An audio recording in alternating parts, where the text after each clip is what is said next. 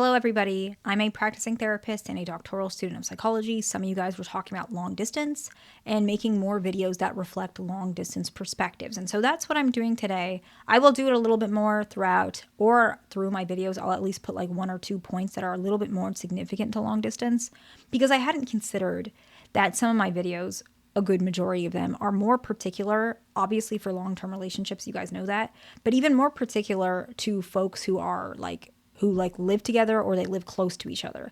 And that's on me, and I do take responsibility for that because as a therapist, most folks who see me, they live together or they live near each other because they usually, if it's like in person, which I'm not doing in person anymore, but I have for quite a long time, they're usually sitting right in my office with me, right? So that's part of this. I'm also very close to finishing up what I need to do for the practice to open up the other side for you guys, like therapy as well as consulting, because a lot of you guys wanted like an email thing, like where you can email me a question. So I did figure that out and set it up. So I'm hoping I know I've been saying like in a week or two, it's so hard to figure these things out because this is all new for me. Plus, because I have a license, I have to go through the board and ask them like specific questions to make sure it's okay. And sometimes I can't predict how long it's going to take for them to answer me because my clinical license is separate from like any consulting stuff. So I need to make sure they are completely separate. And so but I still am a license holder. And so I have to still make sure this is acceptable and how to keep it separate. So I hope like in a week or two, because I think I have pretty much everything I need from the board or the questions I have, like the licensing board, my clinical side. But the last part is like how I figure out because I have a specific insurance, like malpractice insurance for my clinical license, but like, do I need general? I don't know. That part I'm still figuring out, but I'm pretty sure I'll get the answer by the end of this week. And so hopefully then I will give you guys all that information, including my name, the states I'm licensed in, and all of that stuff, as well as like the consulting stuff, which most of you guys don't really want therapy, right? You guys just want the consulting stuff. So I might just give you that information. If anyone specifically wants the therapy information, you can ask in the comments and I'll just link that to you. But hopefully that makes sense. Anyways, the first one for long distance, we want to talk about bonding with an avoidant long distance. Today, that's what we're going to talk about. We want to communicate sometimes through photos of your day-to-day rather than just texting or sending a paragraph or voice note or whatever y'all do, right? My friend loves voice notes. So maybe I just thought about voice notes. I don't think that's common. She's like a voice note queen. Like she will voice note me anything and everything. But that's a friend relationship, right? She's like one of my closest friends ever.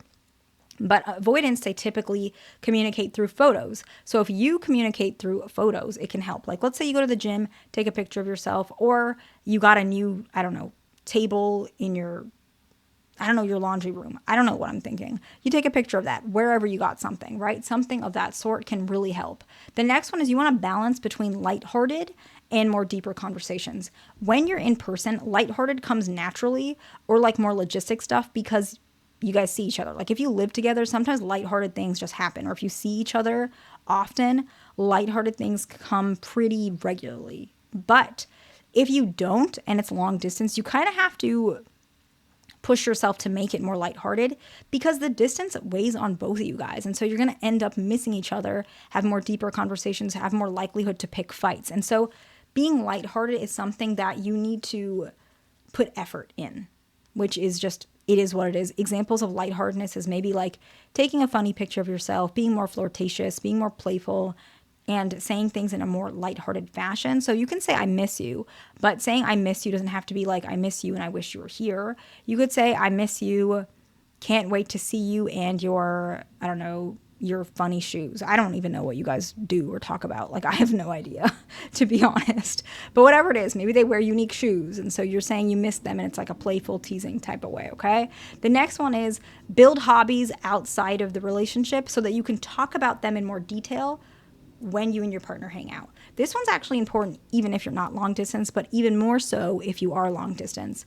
Having conversations in person based on research just benefits you more because you have the side-by-side and face-to-face communication. You're able to read facial features, facial expressions, communication in terms of their tone, etc. However, When you're long distance, you don't always have that. And so sometimes saving those more deeper conversations or more detailed conversations in person can just reap the benefits of that conversation much more significantly if you save it for in person. Plus, it will make you guys more willing and wanting and longing to see each other more often because you get to have those beautiful moments more particularly preserved when you meet each other in person.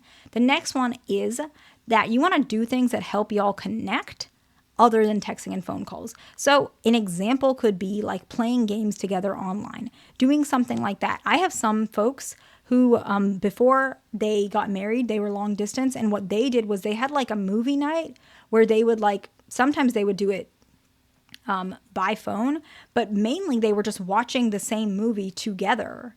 They weren't really talking. So one person, like, let's say they're in California, the other person, I don't know, they're in DC, and they're both watching the same movie at the same time. And that is bonding for them. And then maybe afterwards they can talk about it, or when they meet each other, they can talk about it. And so that's, I think, can be very helpful. Another one, which is kind of like phone calls, but like it's a little bit adjacent. Maybe you can have like a FaceTime date. That can be very helpful. Things of that sort where you're able to still see each other and communicate and have that romance and connection while still, you can't always see each other, but you're still having that. The next one is you want to have a schedule when you meet. I think this is very important, but some of you guys might disagree depending on the stage you're in your relationship. But scheduling things does show. I know predictability. Some people think that it's going to make avoidance like detach or whatever. It can, but not if you guys have been together for a long time, because long distance does not always mean short-term relationships, right? You could be long distance for like plenty of years. And if any of you guys are in that situation, you understand that scheduling when you meet is important. You don't want it to be just whenever. You want to have that so you can anticipate towards it as well. So for example, if you guys, I don't know, maybe your long distance situation, you can only meet every couple months. So let's say every 3 months. And so let's just say it's March and you're anticipating seeing them at the end or middle of summer. It's April actually. So let me say April. Things of that sort, you're predicting what you're going to do. You're going to talk about it more. You guys are debriefing the plans. Maybe you guys are planning on going like to a trip, maybe to a museum, dinner, and you're anticipating that and really building that up, which helps excitement and romance. And the last one is probably not like a fun, lighthearted type of one, but I think it's one of the most important ones. If you get into an argument, please try not to do a text argument. Please resolve it over the phone. Texting can have so many like miscommunication. And I am saying this even from somebody who's in a long-term relationship, and my relationship is not long distance. Like he's very close by right now. But even if like texting, hey, can you pick up like butter from the grocery store when you come back from work?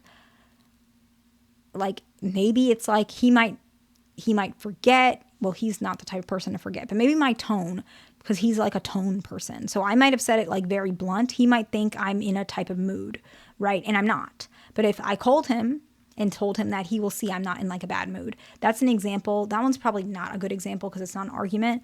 But even like tone type of stuff can be misconstrued off text. So especially if you're having an argument and you guys are already pretty heated, having that over the phone is very helpful. So let's summarize and we'll wrap it up. Communicate through taking photos sometimes, balance between lighthearted and deeper conversations, build hobbies outside of the relationship that you can talk about when you guys meet, do things that help you stay connected other than phone calls and texts. So like playing a game together online. Schedule when you meet, and if you have arguments, try to do it over the phone. I hope this video is helpful. Please like, subscribe. I'll see you in the next one.